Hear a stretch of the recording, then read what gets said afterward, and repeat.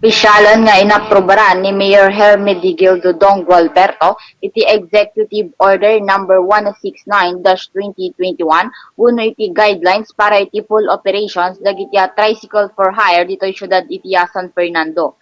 Nang rugi ita nga aldaw mambalinan nga agpasada dagiti tricycles nga addaan iti plate number 001 aging gana 1712 manipod Lunes aging gana Domingo.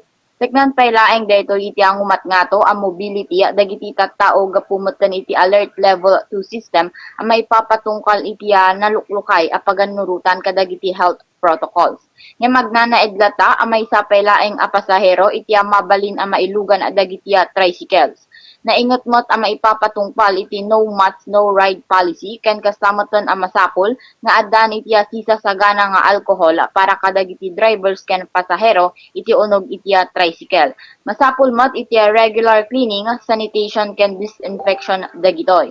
Kabayatan na, madamamatan nga pagad-adalan dagiti concerned nga opisina iti rekomendasyon dagiti commuters anong mabalinan nga agsabay ang makalugan iti dua a pasahero iti maysa a tricycle. Manamnamamat kunada nga maururay iti kabiitan nga panawen ket mangirwaran dagito iti desisyon teknan pala ang iti rekomendasyon dagiti commuters.